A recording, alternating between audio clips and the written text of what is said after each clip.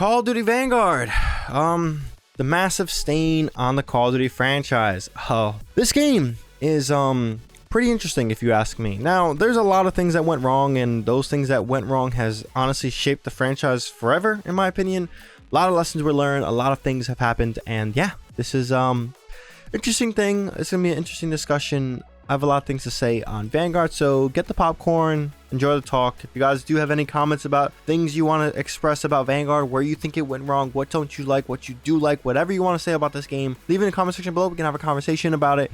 Love talking to you guys about things like this, as long as it's a nice conversation. So with that being said, let's talk about the many things Vanguard has done wrong. Now, for one, let's talk about the setting, the era. World War II just isn't it no more. I don't know how many times we have to see things to realize that, but the World War II genre is kind of not, I'm not gonna say dead, but it's like the Western movies. Every now and then you can get a good Western, but they're not hit, they're not poppy like they used to be in the 70s and the 60s. Like they're done. The Western era is done, and the World War II era with shooters are done. I think modern military and futuristic shooters will be the way for the future, for the foreseeable future, because again, if you maintain with modern military, you have the always annual changing of how military experiences operate in the real world, and that's always an ever-changing thing you could design around. And then futuristic, you allow yourself to be highly customizable with the game design that you're trying to present with the shooter. So yeah, that's kind of the way. When you do past present shooters with World War II, Vietnam, sometimes Cold War, like we've seen with Black Ops Cold War, you really get locked with immersiveness and kind of having to stick true to that setting. And with Black Ops Cold War, there was a lot of times where I kind of felt out of place, like Havana. Why are we having a map in South Florida? Like, that never was a thing. So in general, I think picking the World War II setting really shot themselves on the foot. And no matter whether you like them or don't like them, it just doesn't land with a lot of people, and numbers and sales are showing just that, as well as the Vanguard integration with Warzone. Warzone's definitely at a dipping point in terms of people, caring about it, and we are very desperately awaiting that new release of Call of Duty with Modern Warfare 2 2022. So for one end, the setting god awful. Don't ever do World War II again. And let's lean into why they probably chose World War II. A rush production cycle. If you guys don't know, Sledgehammer was actually supposed to come out with their game before Treyarch. Treyarch was supposed to be this year, and Sledgehammer was supposed to be last year, but they swapped. Apparently Sledgehammer couldn't get a game off the ground, and that's kind of embarrassing. It put them in a corner, and Treyarch got fucked again. I mean, poor Treyarch, man. I mean, some of it has to be self-doing because they've been in a lot of crunch, and whether it's Black Ops 3, Black Ops 4, and Black Ops Cold War, they've never really got proper production cycles.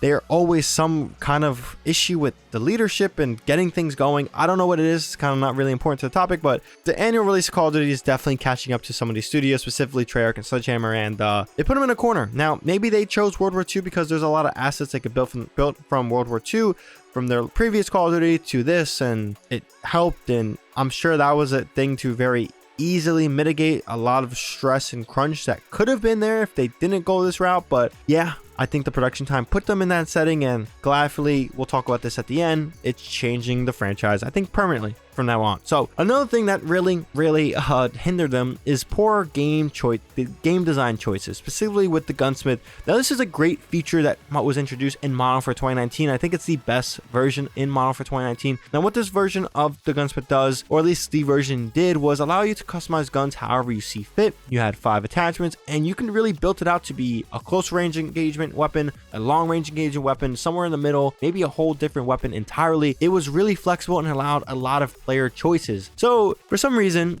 Sledgehammer, they thought that adding no limiters, no caps, and having 10 attachments to choose from would be a good idea. It allows players to literally do whatever they want, and honestly, it kind of did the opposite. It allowed everything to be streamlined into one solidified build, into this is what you need to use, and that's it. Whether it's multiplayer, whether it's Warzone, it really hinders the flexibility of the game that it used to be. So whether it's Warzone, I love flexing things up, mixing barrels. Hey, we're going to build this a little bit more close range, going to build this a little bit more long range. That's all gone. It's all what is the best in total.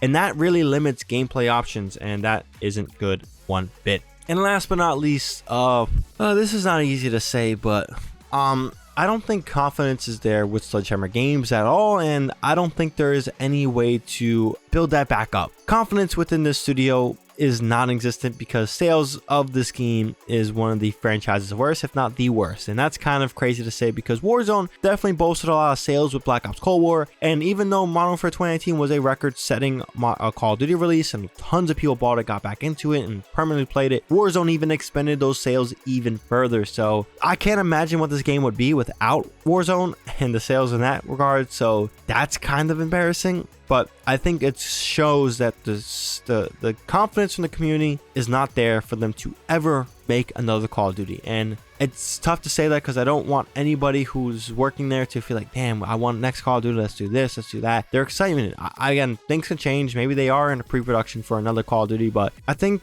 things need to shift back to 2 studios and have support studios for those studios to really hone in on their vision and expand, because just Sledgehammer, they're not cutting it, they're not doing it. And it sucks to say, but if you can ask anybody, hey, are you confident in the Sledgehammer's Call of Duty, their answer is no. They've had 2 flops, World War II, which was not really good. It showed why outdated boots on the ground needed changing, and then Vanguard wasn't that good. Advanced Warfare got ridiculed and ripped apart because of supply boxes, weapon variants, definitely things of not their doing, and skill-based matchmaking. I think the game foundationally was the best designed advanced movement system, just had all those problems that really held it back. And honestly, if it wasn't for that, I'm sure confidence in Sledgehammer will be through the roof, and whatever advanced movement they've done would be good. But I think the only way I would be confident in this studio is if you allow them to do Advanced Warfare 2, just limit, skill-based matchmaking to an extent, and weapon variants and supply trip, crates and stuff like that, and I think the game will be better. But as is, man, this game went terribly wrong, and yeah, that's all I gotta say. We can't wait for the next Call of Duty. It's gonna be a breath of fresh air, and I'm excited for that. But as is, man, we're just struggling with this game and Warzone right now until the new thing comes out and we are all playing that. Hopefully that's great, sounds great. But yeah, with that being said, that's all I gotta say on this one. What went wrong with Call of Duty Vanguard, at least to me. If you guys have any other comments on this game, like I said before, definitely add in a comment section. We can have a conversation about it, whether you like things, don't like things like that. But yeah, this game suffered so bad, I think annual releases of Call of Duty are done. So yeah, but again, leave a comment down below. If you guys also enjoyed, definitely drop this video a like, helps out this video a lot. And if you guys are new here and want more content from me, definitely hit the subscribe button and the bell to be notified when that content drops. So that being said, that's all I got for this one. Challenge you here, and I'm out.